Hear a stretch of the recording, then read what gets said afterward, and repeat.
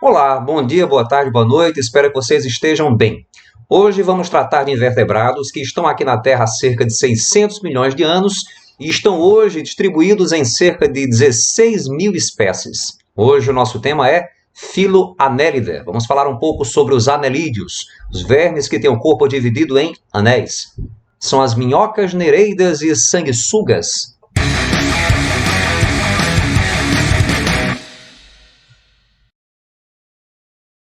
O termo anelídeo vem do latim anellus, anel. Todos os anelídeos são invertebrados que têm o corpo segmentado, metamerizado. São vermes cilíndricos metamerizados. Primeiros animais na escala evolutiva a apresentarem aquilo que se conhece como metameria. São animais que podem ser encontrados em ambientes terrestres, aquáticos, sendo de água doce ou de água salgada.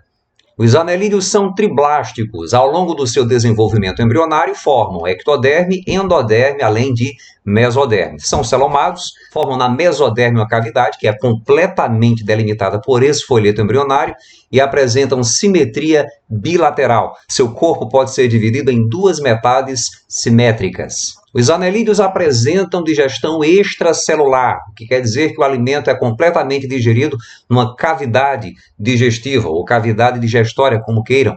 Eles apresentam boca e ânus, portanto, sistema digestório completo.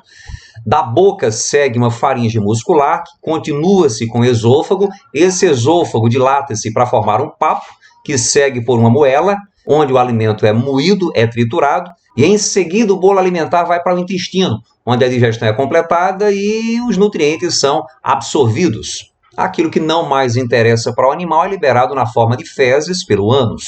Os anelídeos, quando terrestres, apresentam respiração cutânea, quando aquáticos, apresentam respiração branquial. Eles têm circulação fechada, isso quer dizer que o sangue circula no interior de vasos sanguíneos, nunca deixa os vasos, portanto, apresenta um coração na região anterior, formado por 5 vasos laterais, que tem uma grande capacidade de contração, e o sistema excretor é do tipo metanefridial, mesmo sistema excretor presente nos moluscos, que é formado por um par de estruturas conhecidas como nefrídeos, ou metanefrídeos em cada segmento do corpo. Em cada segmento do corpo, nós vamos encontrar um par de nefrídeos que retira amônia, elemento nitrogenado, do celoma e despeja através de 2 poros excretores para a superfície do corpo. O sistema nervoso de um anelídeo é formado por gânglios nervosos cerebrais localizados na região anterior, no caso, se o animal apresentar a cabeça, e que continua pelo ventre através de um cordão nervoso ventral, do qual vão partir vários nervos que ramificam-se pelo corpo do animal. No que diz respeito à classificação, os anelídeos eles são divididos em 3 grupos, com base na presença, na quantidade ou na ausência de uma estrutura que nós conhecemos como cerda, na verdade, de estruturas conhecidas como cerdas que têm papel efetivo na movimentação. As cerdas são estruturas quitinosas e se distribuem por todo o corpo do animal. O grupo de anelídeos que apresentam muitas cerdas é conhecido como poliqueta, do grego polis, muito, e queta, cerdas.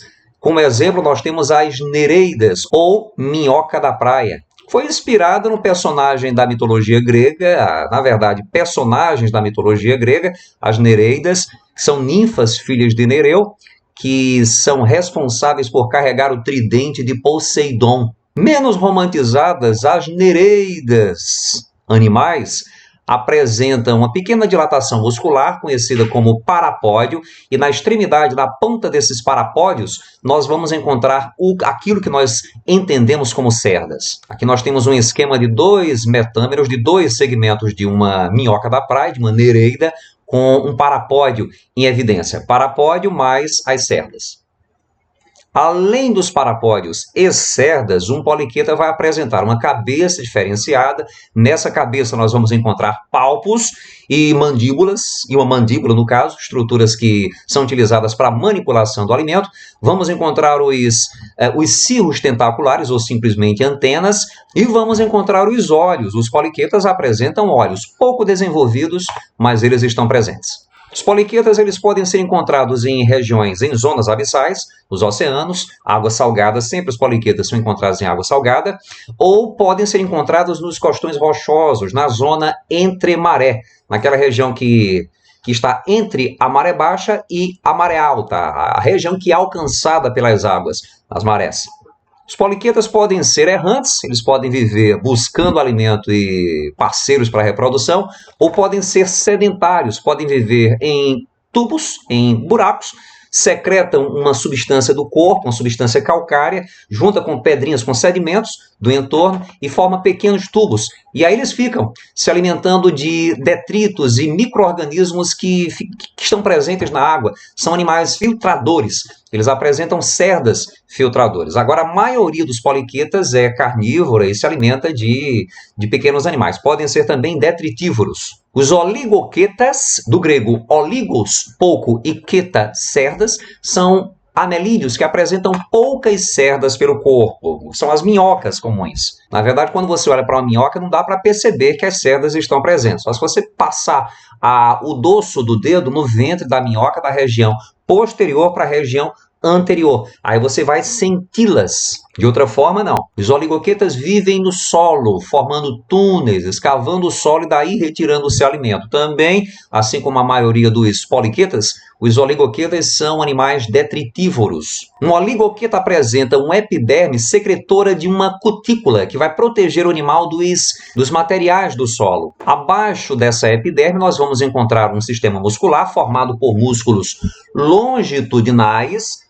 transversais e oblíquos, que são responsáveis pelos movimentos altamente elaborados que se verifica no grupo das minhocas. Logo abaixo dos músculos, nós vamos encontrar o celoma, o sistema digestório central, um vaso sanguíneo dorsal, um vaso sanguíneo ventral, o par de nefrídeos por cada segmento do corpo, e bem abaixo no ventre, um sistema nervoso que é ventral em todo e qualquer vertebrado, com exceção de quinidários e poríferos. Na região anterior do corpo, os oligoquetas apresentam uma estrutura conhecida como clitelo, que se relaciona com a reprodução desses animais.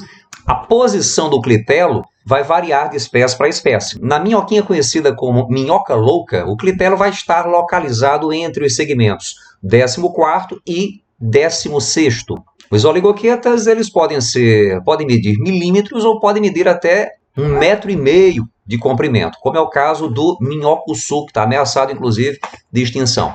Não confundam minhocos-sus com cecílias, que são anfíbios e que também podem ser encontrados enterrados no solo. Os oligoquetas apresentam importância tremenda para a agricultura, justamente pelo fato deles viverem enterrados no solo e cavando galerias na medida em que estão buscando alimento.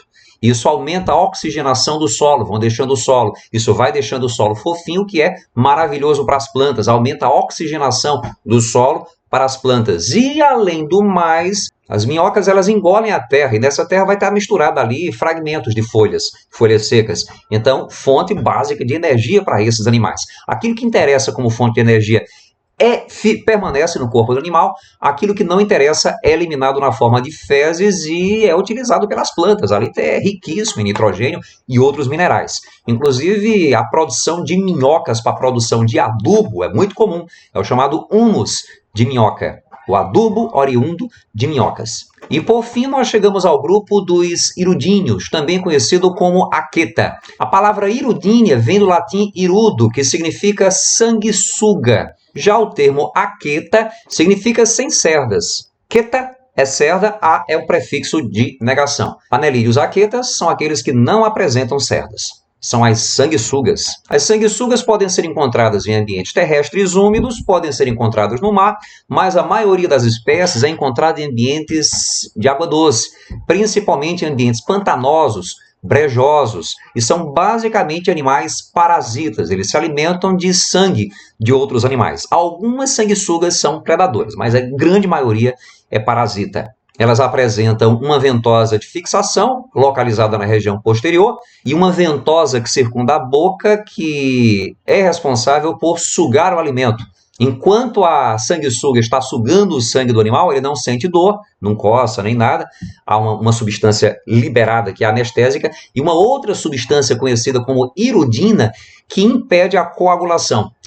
Quando uma sanguessuga termina o seu jantar, ela chega a dobrar a sua massa corporal, consequentemente o volume do seu corpo. No que diz respeito à reprodução, os anelídeos eles podem ter sexos separados, como é o caso dos poliquetas, podem ser hermafroditas, os oligoquetas e os aquetas ou erudinhos são hermafroditas, podem ter desenvolvimento direto, os irudinhos e os oligoquetas têm desenvolvimento direto, já os poliquetas têm desenvolvimento indireto, eles passam por uma fase larval. Inclusive esta é a larva dos poliquetas, é a conhecida larva trocófora, aquela mesma, muito parecida com a larva trocófora dos moluscos, é uma larva que tem bandas de cílios que batem, que se movimentam, que permitem a movimentação desse tipo de larva. Eu vou mostrar para vocês aqui apenas a reprodução da minhoca louca, a Pheretima havaiana, que é hermafrodita, mas mesmo sendo hermafrodita, elas fazem fecundação cruzada. Isso também acontece com as sanguessugas.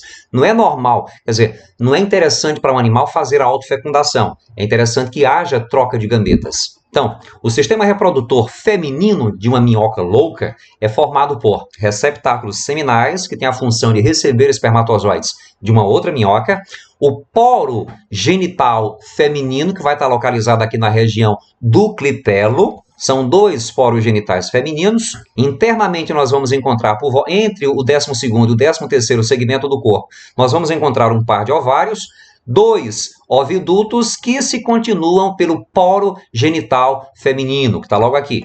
O sistema reprodutor masculino é formado por 2 pares de testículos, onde os espermatozoides são produzidos, vesículas seminais, onde os espermatozoides são armazenados, amadurecem, 2 dutos espermáticos, 2 glândulas prostáticas e o poro genital masculino. E o poro genital masculino que se localiza após o clitelo. Após o clitelo, nós também vamos encontrar estruturas conhecidas como papilas copulatórias. Ficam logo após o poro genital masculino. São estruturas adesivas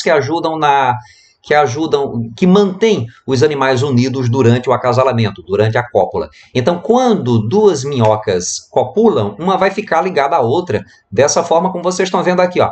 Uma minhoca vai posicionar os seus poros genitais masculinos nos receptáculos seminais da outra minhoca, e vice-versa. Os espermatozoides seguem dos testículos para as vesículas seminais, as vesículas seminais para os dutos espermatos ou dutos ejaculatórios, recebem o líquido prostático, o líquido produzido pelas 2 glândulas prostáticas, e aí são liberados. Daí, após a liberação dos espermatozoides, as minhocas elas se separam. Elas liberam a partir do clitelo uma substância viscosa que forma um casulo.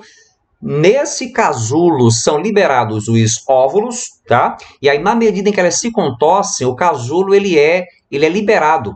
Ele se solta a partir da região anterior do corpo dessa minhoca. E na medida em que esse casulo ele vai passando pelo receptáculo seminal, ele vai receber os espermatozoides da outra minhoca que estavam aí alojados. Daí os espermatozoides fecundam o óvulo, os ovinhos ficam no casulo até que as minhocas estão desenvolvidas a ponto de serem liberadas e tomarem vida própria.